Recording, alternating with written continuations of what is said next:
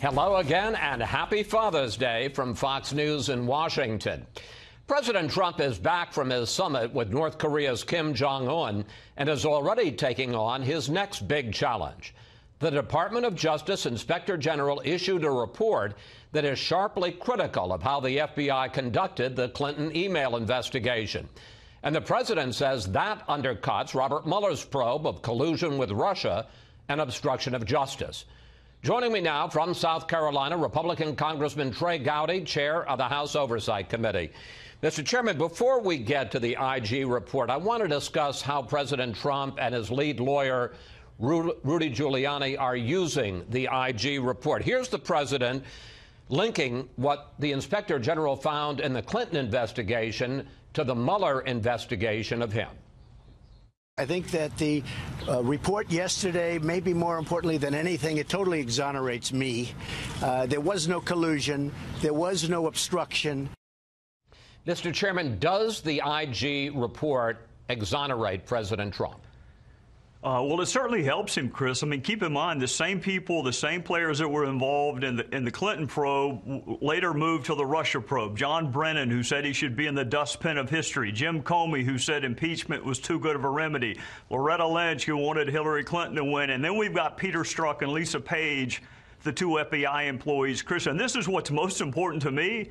Those two presumed and pronounced Hillary Clinton's innocence before her investigation ended, and they presumed and pronounced Donald Trump's guilt before the investigation even began. So when you have that pervasiveness of bias, yes, it's going to help the person who is complaining about the investigation.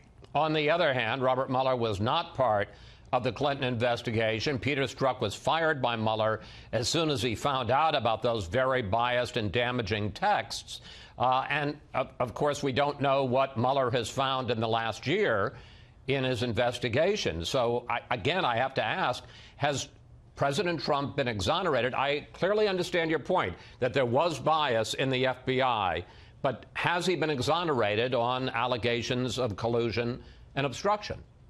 Well, part of that depends upon what you view the Mueller probe as. Now, you mentioned collusion. The only person in the universe who claims to have evidence of collusion is Adam Schiff, and unlike any other secret he's ever had, he's actually kept this one. He's never told anyone what evidence he has. So there's no evidence of collusion. Obstruction of justice, Chris, good luck having your star witness being Jim Comey in any prosecution, from shoplifting to obstruction of justice. Good luck if that's your star witness. For me, the Mueller probe is about what Russia did in 2016 and who, if anyone, they did it with. So that's what I mean when I say Mueller probe. And I hope he does write the definitive accounting of what Russia did. But there's no evidence Donald Trump did it with them, and Jim Comey would be about the sorriest witness that I can imagine a prosecutor could have. I find this very significant because you have not been in the tank for President Trump on all of this. I'm not now. I'm not now. No, I understand that. I'm not saying you are now, but are you saying this morning that Donald Trump is off the hook in the Mueller investigation? Well, I don't know what Mueller has. I do know this, that bias is so pervasive, and everyone who's ever stood in front of a jury and had to explain it away will tell you it is the most miserable feeling in the world, and I have never seen this level of bias. So you have Peter Strzok, who can't think of a single American who can vote for Donald Trump, and you got Peter Strzok who says, we'll stop it.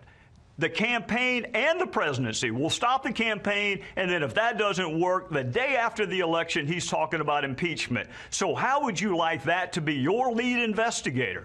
2 weeks after you're assigned to look into what a foreign country did to us, the only thing he can think to talk about is an insurance policy to keep Donald Trump from winning, and then he says, we'll stop it. I assume the we is the FBI, so how would you like, if you're Bob Mueller, to present that case to a jury? You are co-chairing a hearing on Tuesday where the Inspector General, Michael Horowitz, who issued this damaging report, will appear. What are the main questions you want to ask him? Well, there are a bunch. It's a 500-page report, and the good news, Chris, is Michael Horowitz proved what we wanted the FBI and the DOJ to do, which is that you can have an investigation that is fact-centric and fair and even-handed. There are a lot of questions I have for him. Number one, the Hillary Clinton failure to prosecute was predicated upon two things. Number one, that her emails were not exposed to foreign actors. There's some evidence that that's not true. Number two, that there was no evidence of intent. Well, of course there's no evidence of intent. You didn't bother to ask her. You went into the interview knowing that she was not going to be charged. So I think some members will ask about that. A lot of members are going to ask about the bias. The same team that exonerated her implicated him before the investigation began, and I suspect some members will ask about the coziness between the FBI and the media. While the FBI is very critical, as you pointed out, and we're going to get into it in more detail about actions taken by Comey and Strzok and others, here is his overall judgment on the final conclusion of the Clinton investigation. I want to put this up on the screen. This is from the IG. We found no evidence that the conclusions by the prosecutors were affected by bias or other improper considerations. Rather, we determined that they were based on the prosecutor's assessment of the facts, the law, and past department practice. And here is current FBI Director Christopher Wray. This report did not find any evidence of political bias or improper considerations actually impacting the investigation under review. So when they say the final judgments, yes, there may have been bias, but that didn't affect the final judgments, are the Inspector General, Michael Horowitz, and Christopher Wray, the current FBI director, are they wrong? Well, I'll say this. Why did Loretta Lynch ask it to be called a matter and not an investigation? Why was Cheryl Mills in the room when the target was being interviewed? Why did you write an exoneration memo 6 weeks before she was interviewed? Why did you start planning your press conference 2 months before the investigation was over? Here's where I depart from Chris Wray. I don't think it's my job to prove the bias impacted the investigation. I think it's his job to prove that it did not. Here's what I know. They exonerated her before the interview. They said she did nothing wrong before they even bothered to talk to her, and this same group said Donald Trump should not be the president and or should be impeached before the investigation even began. If that is not textbook bias, which is the prejudging of an outcome, I mean, that's what bias is. We are prejudging the outcome. We're prejudging her innocence before we talk to her. We're prejudging his guilt before we even begin to look into the fact pattern. That's bias, and yes, it impacted the outcome. The most important element is intent. That's what they all told us. She did not have the intent to commit a crime. The best way to figure that out is to talk to her. But they went into the interview, Chris, saying the only thing she'll be charged with is maybe lying to us. If you're Donald Trump or if you're any other defendant in the country, how would you like that deal? We're not going to charge you with anything as long as you tell us the truth. That is blanket immunity, and everyone in the country would like that as they go into an interview with the FBI. Now, a couple of top Republican leaders, House Majority Leader McCarthy, Senate Majority Leader McConnell, are saying, given all of this and given the fact that the Mueller investigation has gone on for more than a year, it's time to wrap it up. It clearly is putting a cloud over the president. Do you agree with that? I think it's putting more than just a cloud over the president. I think it's putting a cloud over the entire country. This is a unique case, Chris. It is a counterintelligence investigation that's become public.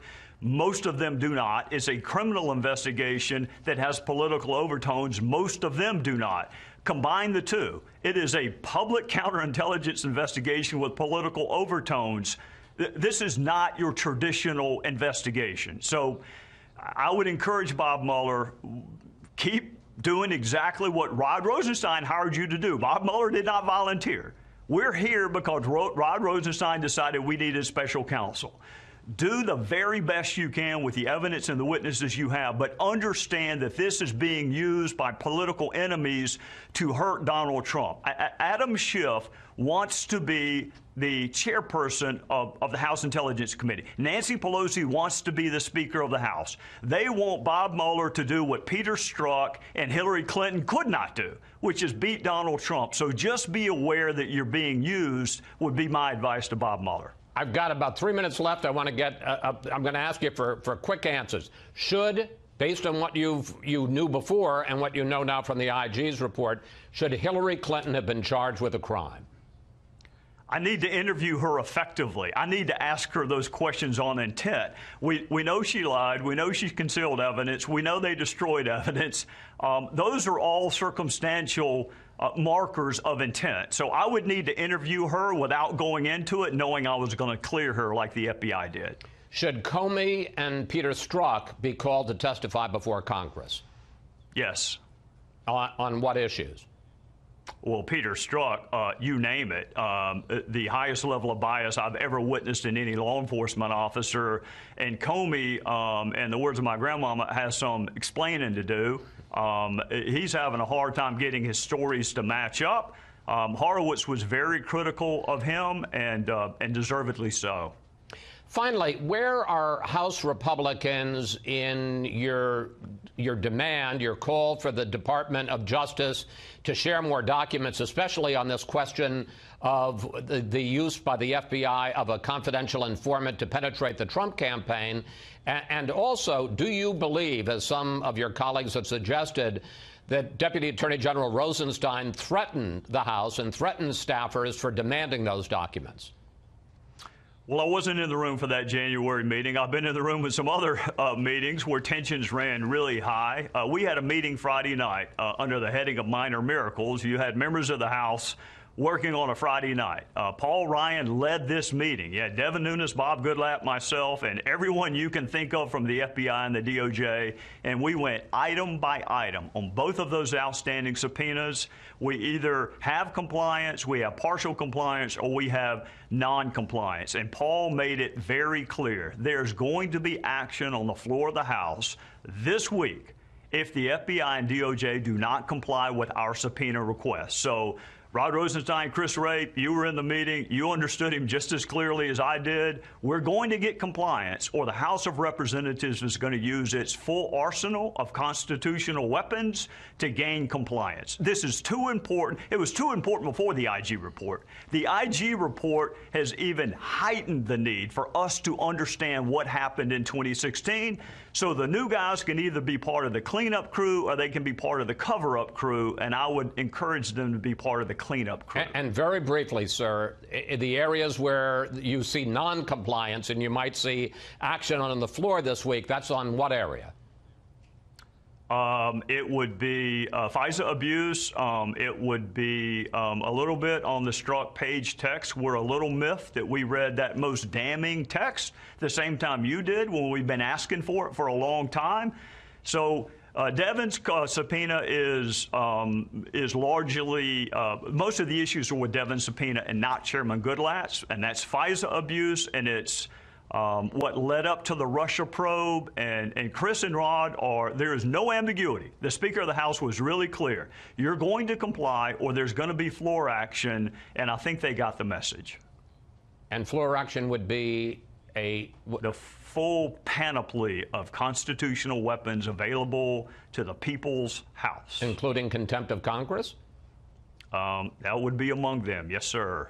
I don't want the drama, I want the documents. And I think that Chris and Rod got that message. Contempt of Congress just means we're going to be talking about this 6 years from now. I don't want that. I want the documents. I don't want the drama, and I don't want the floor fight. But they need to know that we're willing to do it. And unless they were in a different meeting than the one, I have never seen Paul Ryan as animated as I saw him Friday night. He is sick and tired of the delay, and he communicated that point very effectively. Chairman Gowdy, thank you. Thanks for your time. Always good to talk with you. And I've got to say, you had a lot to say today. Thank you, sir. Happy Father's Day. Thanks. Same to you, sir. Tomorrow, the Department of Justice Inspector General Michael Horowitz will head to Capitol Hill as well. He'll be answering questions about the IG report on the Clinton email investigation. He will first face members of the Senate Judiciary Committee, and then on Tuesday, he'll return to Capitol Hill for the joint hearing to address members of both the House Judiciary and Oversight Committees. My next guest will be one of the first people to ask Inspector Horowitz about his findings. Republican Congressman John Ratcliffe of Texas sits on both the House Judiciary and the Homeland Security Committees and is a former federal prosecutor. Congressman, it's great to see you this morning. Thanks so much for joining us.